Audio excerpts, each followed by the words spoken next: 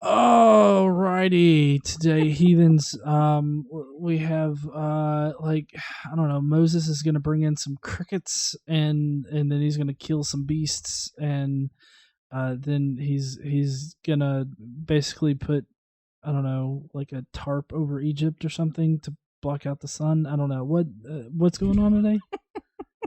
Well, so today we have the rest of the plagues in Egypt, with the exception of the final death plague. Okay. The firstborn sons. That happens next time. But this time, yeah, we get the plague of dead animals, the plague of boils, the plague of hail, not crickets, but locusts. Locusts are way scarier than crickets, although, I guess they're kind of similar. And then we also have darkness. Pharaoh and Moses meet a lot, and Aaron, of course, because Moses can't speak, apparently. And the Pharaoh says, okay, I'll do it. Moses says, okay, cool, I'll stop this. He does, and then Pharaoh's like, maybe I won't stop it. But it's all because God's hardening his heart. Oh man, that hardening his heart. A lot like when God watches gay porn. Don't wait. Hashtag Israel buttfuck. For God's sake, 1:30. Jesus Christ, John.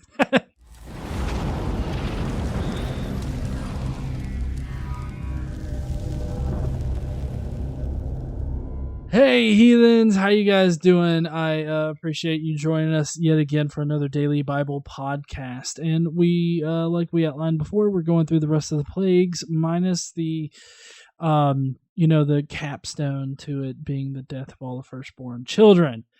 Today we're just releasing the crickets and killing the beasts and blocking out the sun for 3 days. Also hail. Oh yeah, there's also hail. I bet you it's that hail that's like in the Day After Tomorrow, where that is like some crazy shit. like it's just this huge hail that comes down and like kills a motherfucker like immediately. Anyways, all right. So where are we starting off with there, Casey? Hi y'all. First of all. Oh yeah, hey, Casey's here. Yeah, I'm here. I also do this too. Well, you're sort of the more important person to all this, from what I can tell in the comments. Well, that's because I don't constantly bring up Israel buttfuck. Hashtag Israel buttfuck dick blood oath. Blood dick oath. You can't even keep your own fucked up hashtag straight, man. Come on now. Okay, so today we are starting Exodus chapter 9, and we're going to start out with verses 1 through 7, which is the plague of dead animals. Okay, so the last time, just to recap, we went through, let me get on the right page here. Pharaoh refused them asking. We went through snakes, rods becoming snakes, right? We went through water to blood. We went through the plague of frogs, the plague of gnats, the plague of flies. And then Pharaoh agreed that they could do the Israelites could do their sacrifices locally. They just couldn't leave to do it. So now we're at, no, we're not wanting to do this shit local. We're going to do this out in the desert, and you're going to let us go. If you don't, we're going to fuck up your, what are they called? Lives. What? No, dead animals. They're livestock. We're going to fuck up your livestock. So I got it mostly correct. Livestock. I just forgot the talk in my tick. I don't know if that's a bad dad joke. Is that a dad joke? Yeah, that would be a legit dad joke from Godless Engineer. Thank you very much. You're welcome. Okay, so the Lord said to Moses, "Go to Pharaoh and say to him, 'This is what the Lord, the God of the Hebrews, says: Let my people go, so that they may worship me. If you refuse to let them go and continue to hold them back, the hand of the Lord will bring a terrible plague on your livestock in the field, on your horses and your donkeys and camels, and on your cattle and sheep and goats. But the Lord will make a distinction between the livestock of Israel and that of Egypt, so that no animal belonging to the Israelites will die.'" So the Israelites' livestock will be fine, of course, because they're God's chosen livestock. Wait, now, this isn't the part where they have to, like, paint the livestock in, like, the blood of other livestock, is it? No, wait, that's the door frames, because God has to be reminded who his chosen people are. Never mind. Well, yeah, but the whole dipping the one in the other one's blood that you just killed, that's the cure to leprosy. Oh yeah, I forgot about that. Yeah. Mm-hmm. And then you got to sprinkle oil on your dick. Remember that? Yeah. Well, that's for dick leprosy. Oh. So you sprinkle the blood on whatever affected area you have. So I mean, if you got dick leprosy, then you'd sprinkle it on your dick. And I was addressing specifically dick leprosy in that video. Oh yeah. So yeah. If you haven't seen GE's Bible questions videos, they're short videos, questions about stuff in the Bible. They're hilarious, and y'all need to check them out. Anyway. Moving right along, plague dead animals. So the Lord set a time and said, tomorrow the Lord will do this and do this in the land. And the next day the Lord did it. All the livestock of the Egyptians died, but not one animal belonging to the Israelites died. Pharaoh sent his men, of course, to investigate and found that not even one of the animals of the Israelites had died. Yet his heart was unyielding and he would not let the people go.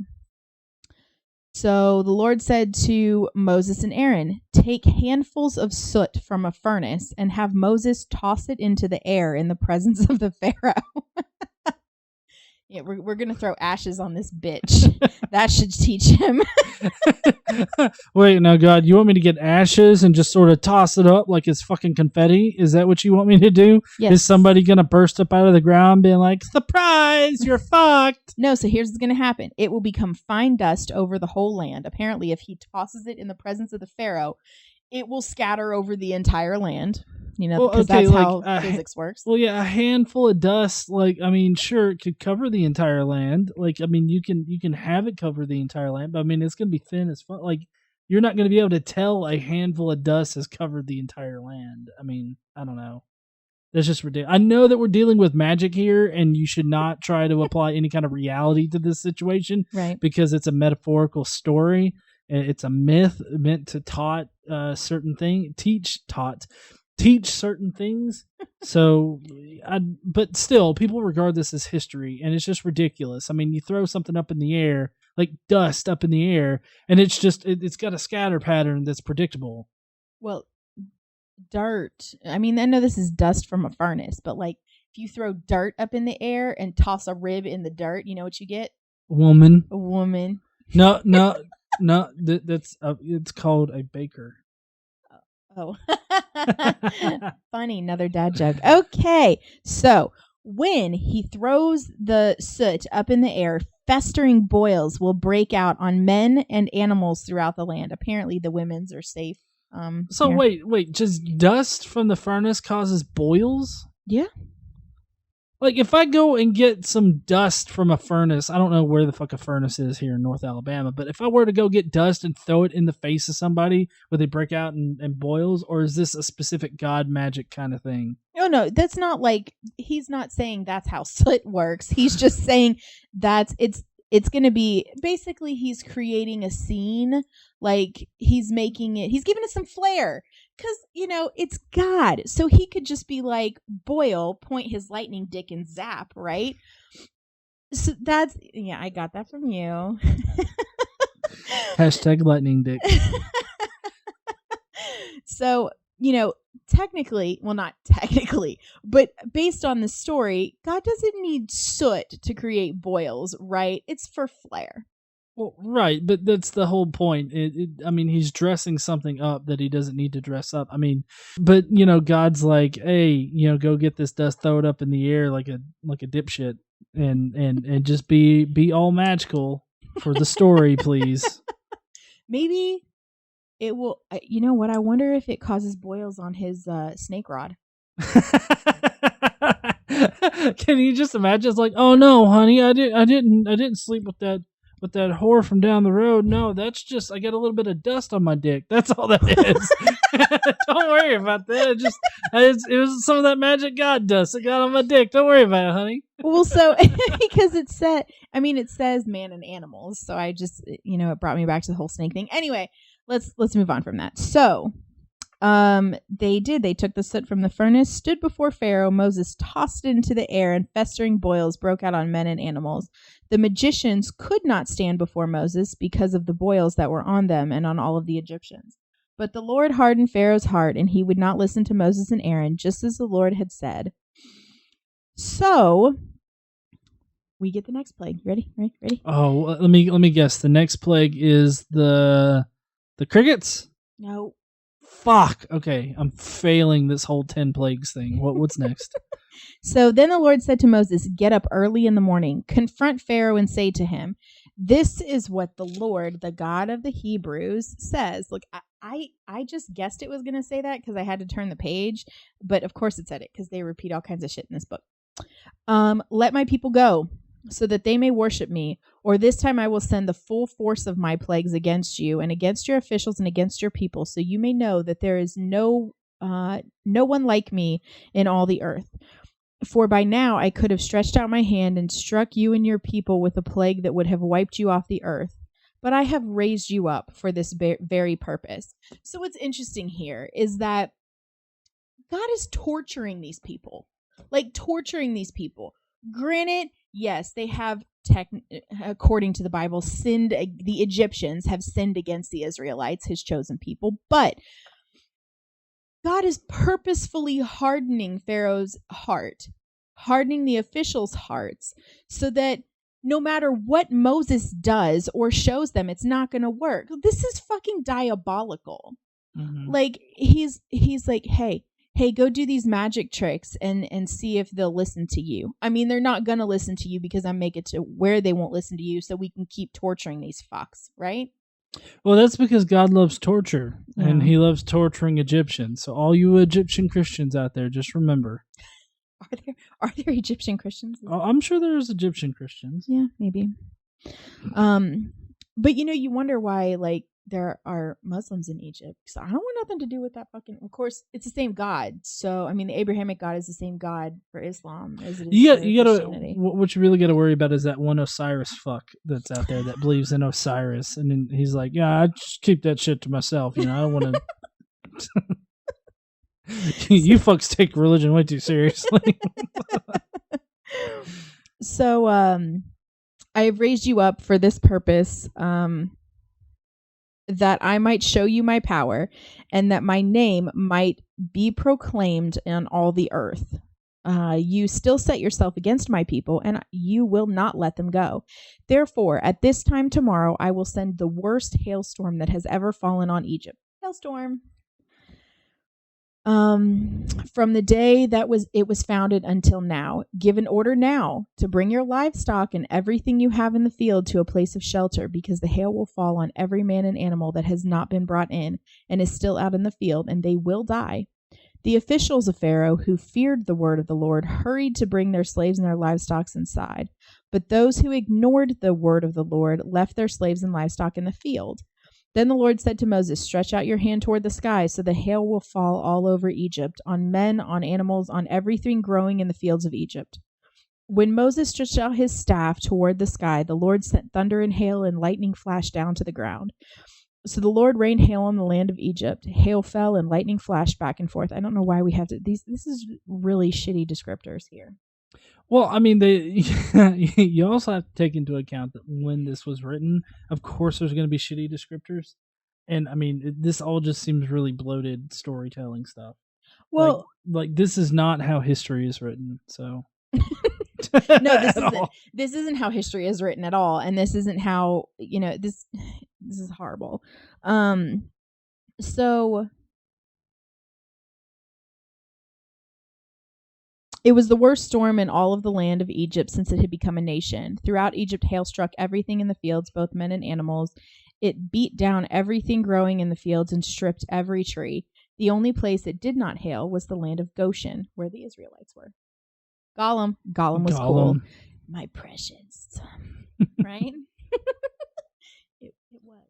It was very precious. Those. Oh, the Lord of the Rings? Yeah.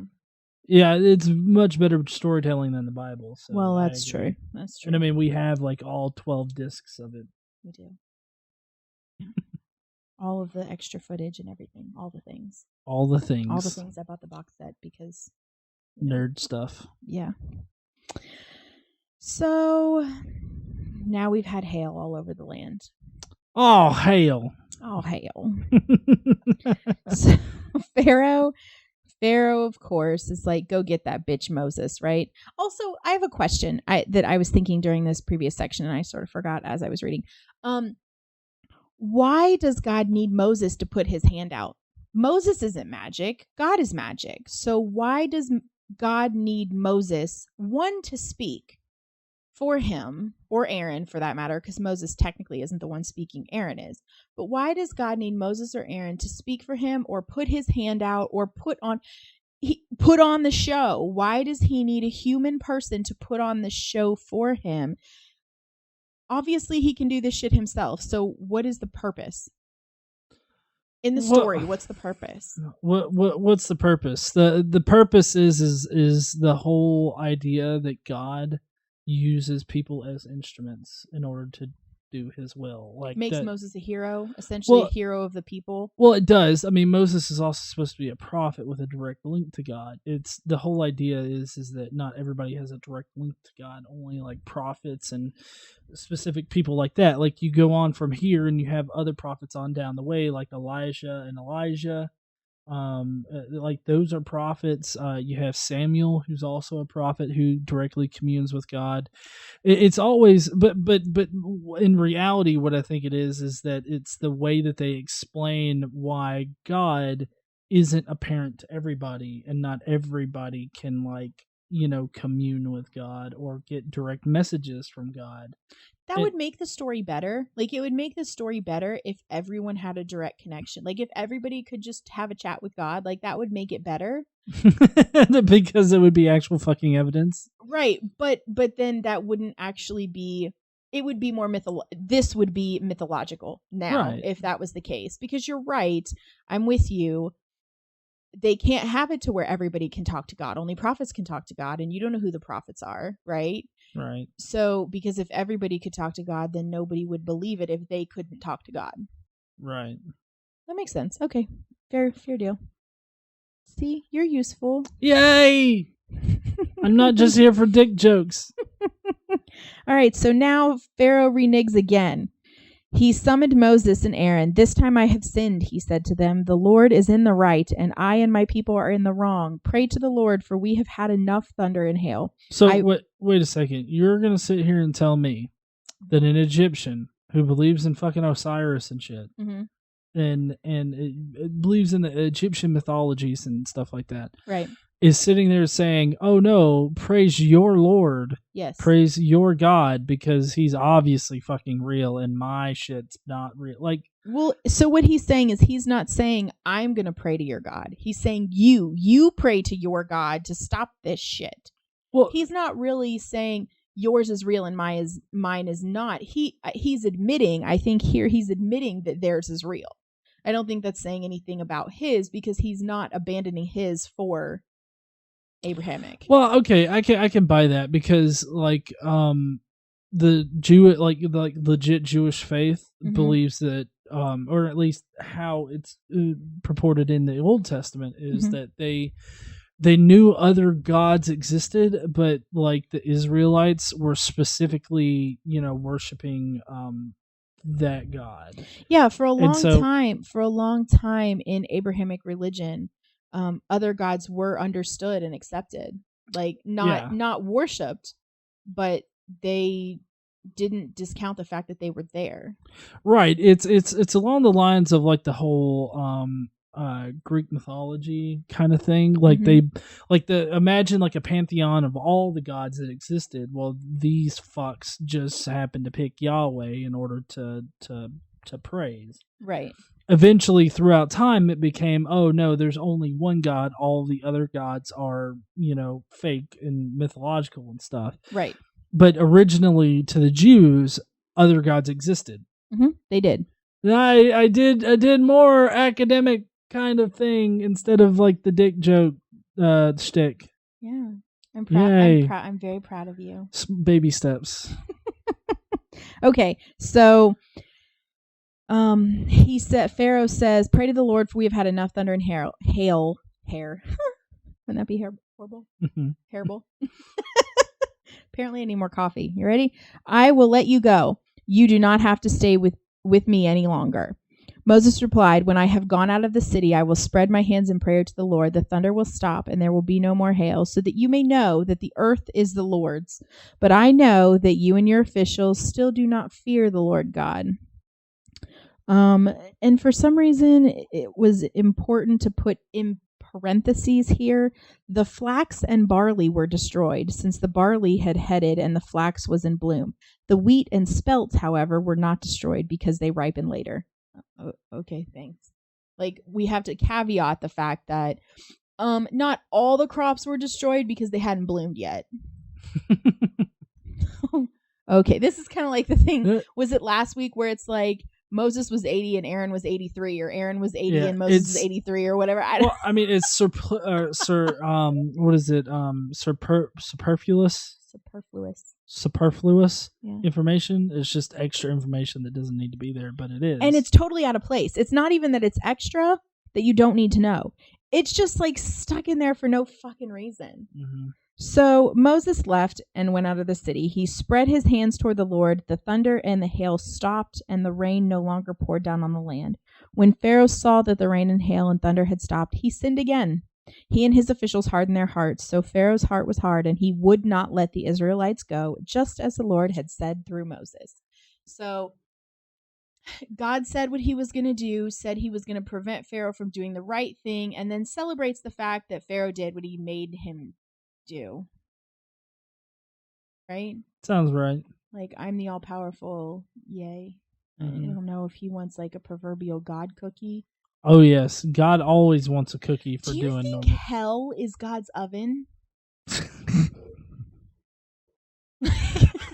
I'm really restricting myself from making a Jew joke right now. Or maybe God's campfire, like hell is God's campfire. Well, like, hey, we're going to make some s'mores and bake our marshmallows over all of these fucking people burning. Well, I was going to say in Jewish mythology, there's Sheol, which exists under the earth. Yeah. And that's basically the concept of hell. It mimics Greek mythology in that, like everybody goes there. Like there's no heaven. Really, there's just like a division in hell, the righteous Jews and the unrighteous Jews. Well, that's because they don't have Jesus. Yeah, I was just gonna say it makes sense that God would send his chosen people to the furnace. That Nazi fuck. It's horrible. See, but that was good. That was good information. Mimics Greek mythology. I like it. Keep doing this kind of stuff. We might actually get some listens. Hold on, I gotta get some dick jokes out here. Israel blood dick oath. What? Butt fuck. Wait. Stop. All right. We're moving on to Exodus chapter 10. All right. We're going to talk about the purpose of the plagues because apparently it's not clear. Okay, so let me see if I can guess the purpose of the plagues. Okay. Fuck up the Egyptians. That's not the purpose of the plague. The purpose of the plague, it's interesting because the purpose of the plague is absolutely pointless. Let me read you this. It's just 2 verses to explain the purpose of the plagues, and then I'll give you my analysis. You ready? Mm-hmm. Then the Lord said to Moses, "Go to Pharaoh, for I have hardened his heart and the hearts of his officials, so that I may perform these miracles of mine among them, that you may tell your children and grandchildren how I dealt harshly with the Egyptians, and how I performed my signs among them, and that you may know that I am Lord." So, essentially, God set this whole thing up to include hardening the hearts of the Egyptians, because if the Egyptians had believed early on, he wouldn't have been able to do all of this shit, right? Like if the Egyptians after the second, like maybe after the first plague and their magicians could do the same thing, they'd be like, fuck that guy. And then, the second plague and the Egyptian magicians could do it and he'd be like, fuck that guy. But then the third plague happened and he's like, oh shit. We can't do this. This is some magic stuff that we don't have access to. Shame on me once. But what is it? What is it? Fool me once, shame on me. Fool me once, shame on you. Shame on you. Fool me twice, shame on me. Fool me a third time. The third time shouldn't happen. You're a dumb fuck. Right. Yeah. So that's basically. I would think by the third time if God hadn't hardened their hearts, by the third time, they'd be like, oh, damn, we fucked up. We believe. Go do your prayer shit. See you the fuck later. Right? But so if that had happened, then God couldn't do all this other crazy shit. So it would be not as good of a story, right? The same with the whole Adam and Eve, and they had to commit sin. They had to eat from the tree of knowledge, because had they not, then Adam and Eve and all of their children would have been perfect and lived forever, right? Well, it also, like with the Adam and Eve story, I mean, it doesn't match reality. Right. Like, to say, like, if Adam and Eve didn't eat the fruit, then we wouldn't have sin in this world. And a lot of people now even rationalize it like, well, if we didn't eat that fruit, then there would be no sin, there would be no death, right? Dark Matter 2525 has actually a really good video. A great video, yeah. On this. But you can link it in the description, yeah. Yeah. But, like that, like with the Adam and Eve story, it just doesn't match up, like, reality and whatnot. Like, not that this matches up reality at all, but like, you can see the setup. Well, you can see the setup as you're reading. Well, yeah, for this story, what I'm saying is with the Adam and Eve story, like, they're trying to explain, like, why there's bad shit in the world, and that's because of that. Well, yeah, that's what I'm saying. You can see the setup even in the Adam and Eve story. You can see the setup in all of these moral stories, that it has to be that way. If it had worked any other way, and God had control over moving these pieces to make it happen that way, because if it had happened any other way, we wouldn't be living in the reality that we are. We wouldn't be living in the reality that we are, and the people wouldn't believe it. So it's all set up. This whole entire series of books, the Bible, is set up to ensure that people believe and people fear. People have to fear. Okay, that's what the plagues are about, is fear. And just to be clear here, fear, even if you're fearing and reverence of something, is still rooted in the fact that you think that something is worthy to be, like, fearful of, meaning that you're afraid for your life or your safety or whatnot. Right. Like, it's rooted in that. I've had somebody recently tell me that no, fearing God is a good thing because it's just showing reverence for that deity or whatnot. And it's like, it's still rooted in the fact that you wholly believe he will fuck your shit up. Right. and that's one of the things we come across a lot is, why not just go ahead and believe just in case? Just in case. Pascal's wager. Because if I'm wrong, like, I lose nothing. If you're wrong, you lose your eternal soul. So, I mean, that's a lot. There are a lot of people out there. It's shocking how many people out there simply hold on to their religion out of fear of what might happen to them if they don't. It's not even the fact that they fully believe or buy into all of the things that are associated with their religion. It's simply that, well, what if I'm wrong? What if I don't do what this says and I'm wrong? Then what? Then I lose my eternal soul. Well, no, then you have frogs creeping into your bed and your livestock die and you wake up with boily dick. That's what happens, okay? Okay. Me personally, I've been an atheist for quite some time, and I have never woken up with boily dick. So, I would be surprised if you woke up with boily dick. Hey, it would shock the shit out of me. How the fuck did I grow a dick? Why are there boils on it? What the fuck? I wouldn't even care at that point that there were boils on it. I'd be like, where the fuck did this come from? Anyway, let me go get that blood and sprinkle some of it on there. Also cut the tip off. So to me, the whole purpose of the plagues is so people will fear the Lord. Well, yeah, like a serious reason on the whole plagues is to show, like, the power of God.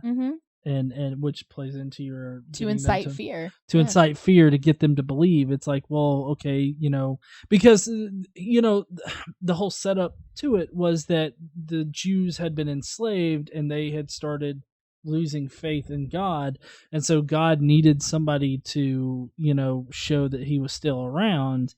And for whatever the fuck reason, like before in Genesis, God just came down, strolled about, and talked to Abraham, called his wife out for giggling at him like a schoolgirl.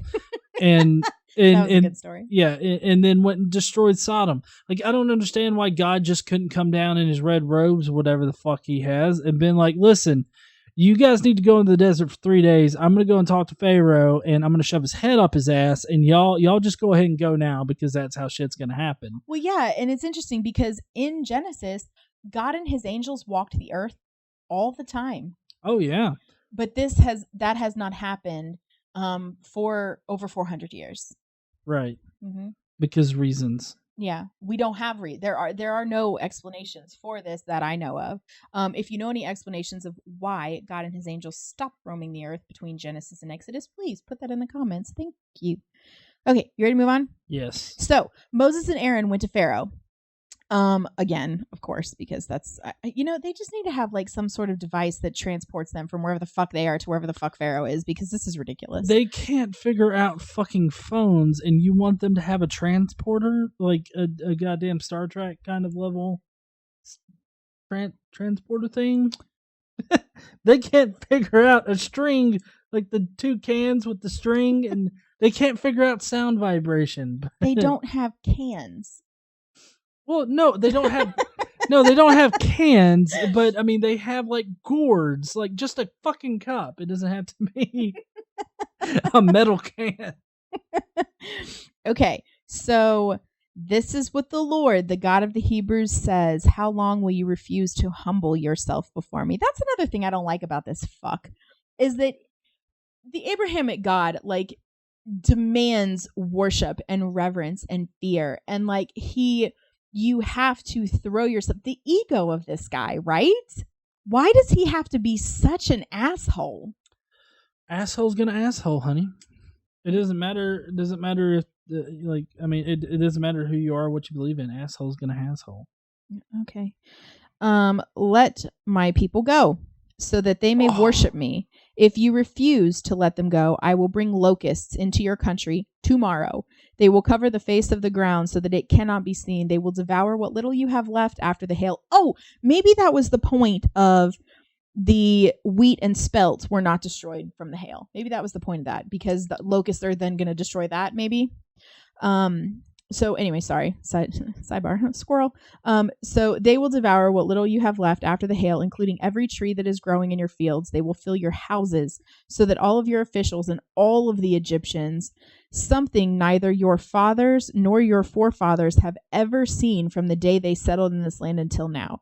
Then Moses turned and left Pharaoh. I mean, honestly, if some fuck came in there and said that shit, well, if that was the first thing he said, I'd be like, oh, you're shitting me. But I mean, if all of this other shit had happened before that, I would have been like, oh, well, fuck, maybe we should let these people go. I mean, I don't know. I don't want to have crickets for dinner. Locusts. Locusts, crickets, they're annoying as fuck. Not the same thing. They're not the same thing. Locusts are much bigger, and apparently they travel in packs. Dude, do you remember a few weeks ago, Xander and I walked outside, that big fucking praying mantis flying around that looked like a goddamn hummingbird? It was huge. Yeah. You remember that? I do. Those things are scary as fuck. Now, locusts are gross, right? But if that motherfucker had covered the land in flying praying mantises, that would have been scary as shit. Well, yeah. Also, I mean, there are countries out there that that take crickets or locusts or whatnot, dip them in chocolate and eat them. I had a professor at UK when I went to college. He gave out, it was a biology professor, and he gave out to all of the students in our class lollipops, suckers that were, I didn't eat mine because I was so repulsed by the whole idea. Suckers that had crickets in the middle. Fuck that. Like actual crickets. And he sat there in class and ate one of those suckers. And I could not eat I just can't. And by the end of the class, he was not noshing on a cricket. I was like, you're fucking gross. I'm leaving. If I ever were to go to a country and they're like, "Hey, would you like chocolate covered crickets?" Fuck you. Where's the Burger King? I will take the non-cricket. Depending on what country you're in, like if you're in India, they probably crush up crickets to make burgers because you can't eat moo cow there. Oh yeah, that's right. You can't eat moo, but I mean, you could eat like I don't know, turkey burgers. I guess. Do they have turkeys over there? They could probably import turkey burgers. That is the one time I would eat a turkey burger. All right. So anyway. You want this cricket burger over here? No, sir. I'll take that turkey burger. Well, I mean, they probably do like bean burgers and stuff. I'm just saying, like, they probably don't have cow burgers. Bean burgers sound like they'd be dry. They probably would be dry, like black bean burgers. You remember those black bean cupcakes I made you? Well, okay, yeah. The black bean cupcakes are delicious.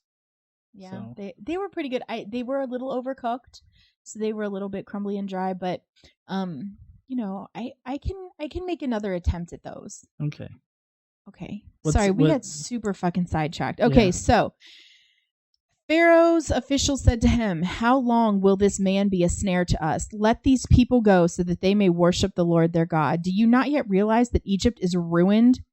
Then Moses and Aaron were brought back to Pharaoh. "Go worship the Lord your God," he said, "but just who will be going?"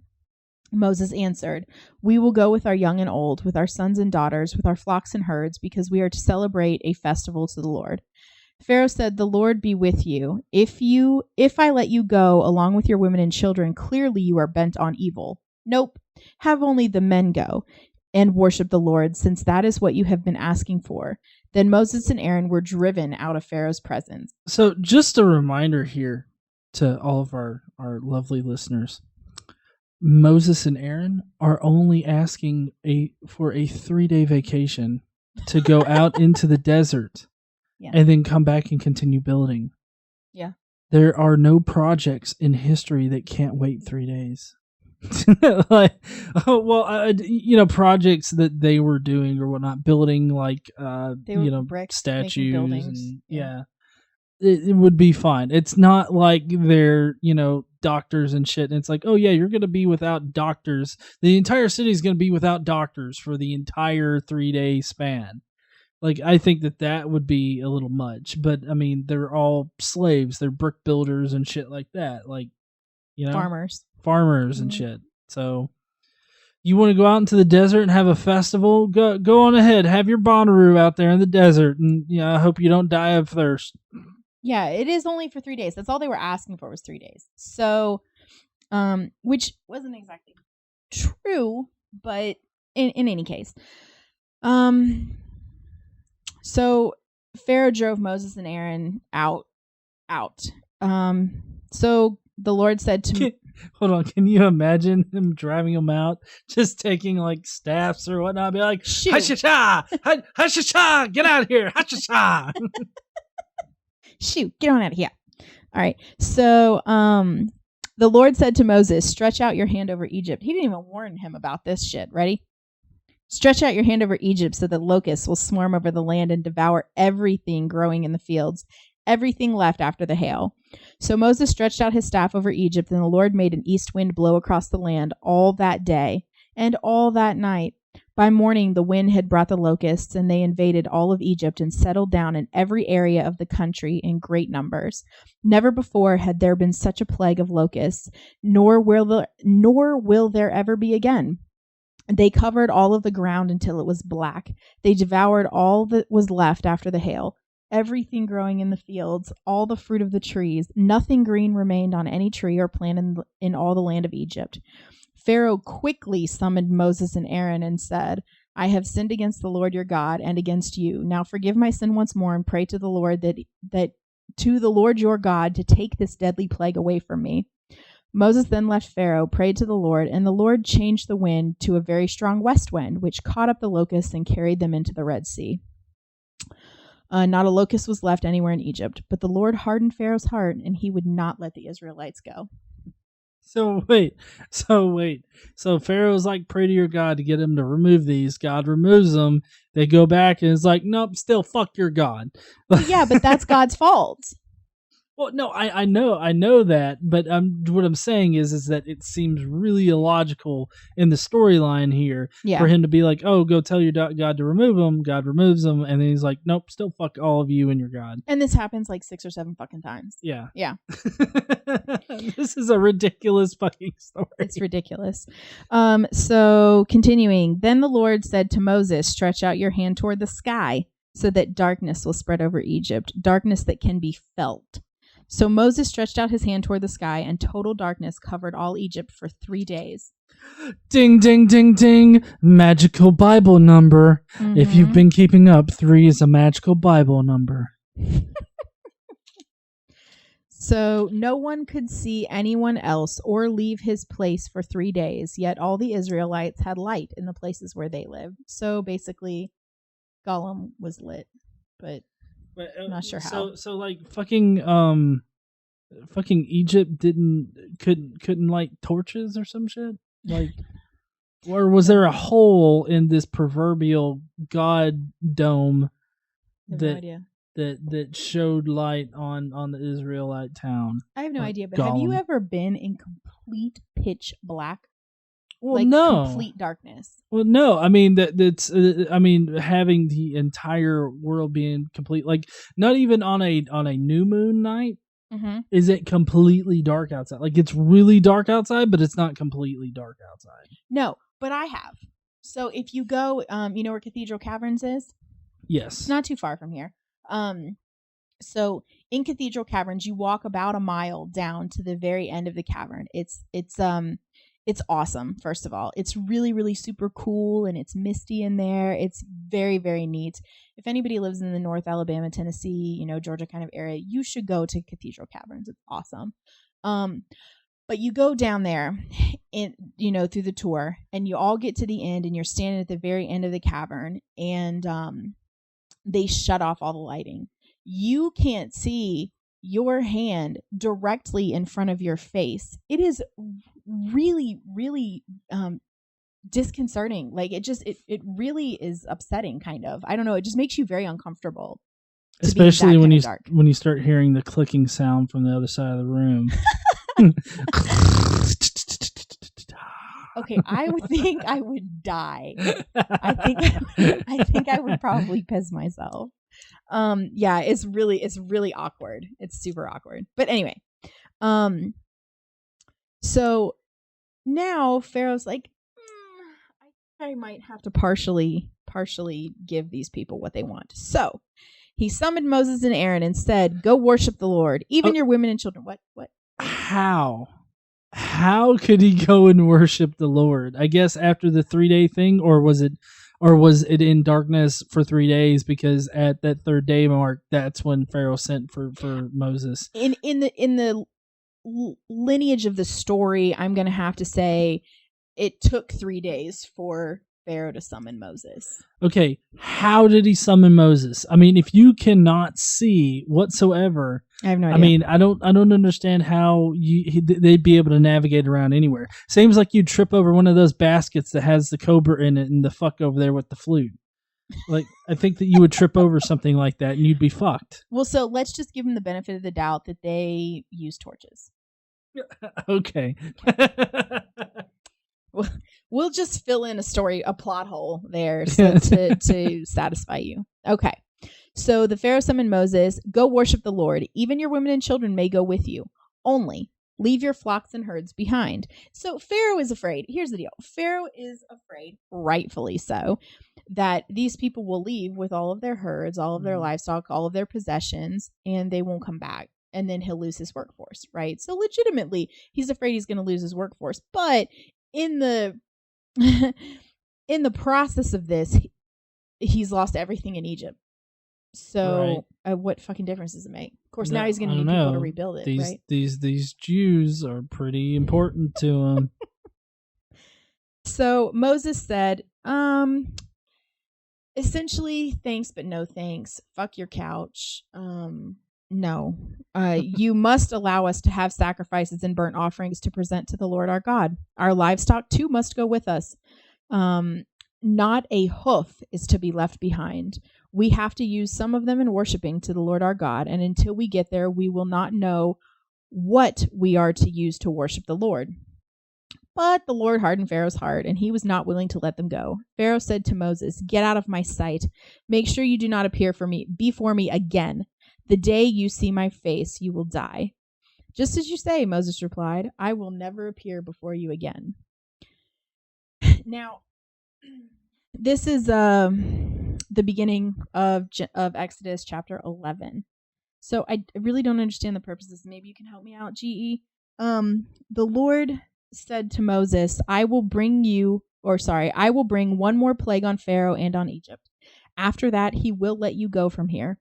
And when he does, he will drive you out completely. Tell the people that the men and women are to ask their neighbors for articles of silver and gold. Their neighbors are other Israelites. Why are they passing around silver and gold? Or is he telling them to ask the Egyptians for silver and gold? I think that he's telling them to ask the Egyptians, maybe. Because you're right. What point would it be to ask other Israelites for silver and gold? He's telling the Israelites to ask their neighbors, which would be the Egyptians. So like the neighboring city, I guess. Okay, so not like your next door neighbor, because the Israelites live in Goshen. Right. So their neighbors are other Israelites. So like neighboring town, the Egyptians. Right. Okay.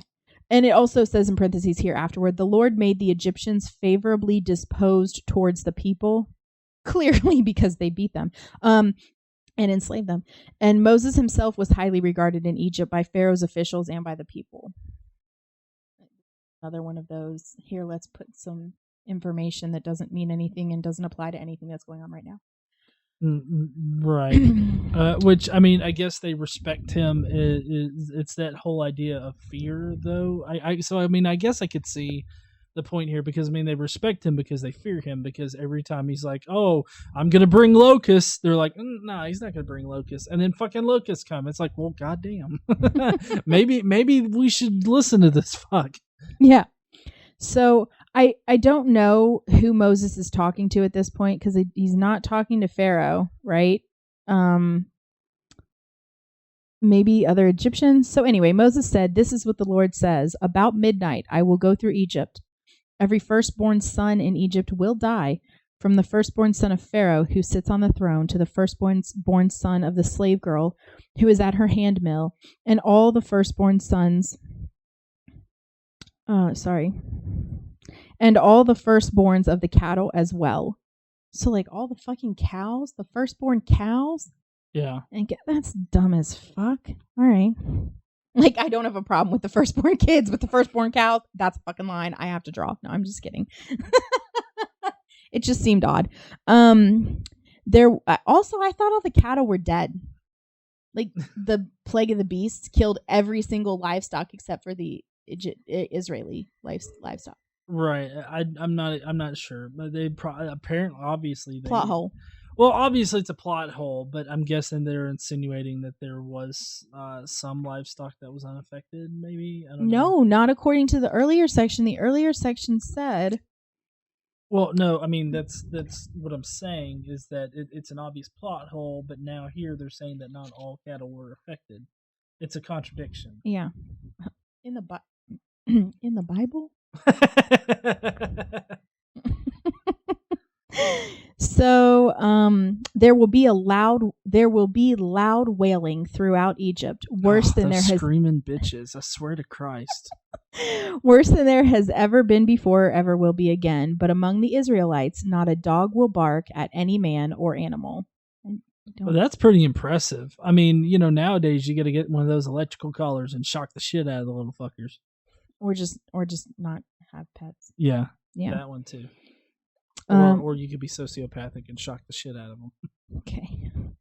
Then you will know that the Lord makes a distinction between Egypt and Israel, as if that's not clear to this point. Then you will know that the Lord may... Oh, sorry, I just read the same fucking sentence. Well, let's repeat it, because that's what the Bible does. Then you will know that the Lord makes a distinction between Egypt and Israel. All of these officials of yours will come to me. bowing down before me and saying, "Go you and all the people who follow you, and after that I will leave." Then Moses, hot with anger, left Pharaoh. Oh, apparently he was still with, what the fuck? Okay, so apparently this is God's talking to Moses. Are we having some sort of schizophrenia going on here? Because Pharaoh tells him to go out of his sight. Then the Lord says, ask people for gold. So you assume that he's gone, but apparently he's not, because then Moses tells Pharaoh, all of your firstborn are going to die. I don't understand this, but okay, it's fine. It's cool. He's still with Pharaoh. All right. So Moses was hot with anger. Hot. He was in a rage. He was burning. You could have cooked an egg on his forehead. So he left. The Lord said to Moses, Pharaoh will refuse to listen to you, so that my wonders, how these are called wonders, I'm not sure, may be multiplied in Egypt. Moses and Aaron performed all these wonders before Pharaoh, but the Lord hardened Pharaoh's heart, and he would not let the Israelites go out of his country. Why did he randomly tell him about gold and silver in the middle of this? Well, I still don't get the positioning of this. So here's my thing. This part about the gold and silver should go after Moses warning Pharaoh about the death, right? So Pharaoh says, "Get out of my sight," and Moses said, "I'll never appear before you again," and then threatens him with the death of the firstborns, right? And then when they do, so this is the end of today's lesson. We're getting ready to start chapter 12. So chapter 12 starts with the instructions for Passover. So it seems like the gold and silver part, ask your neighbors for gold and silver, should go as part of the instructions of Passover.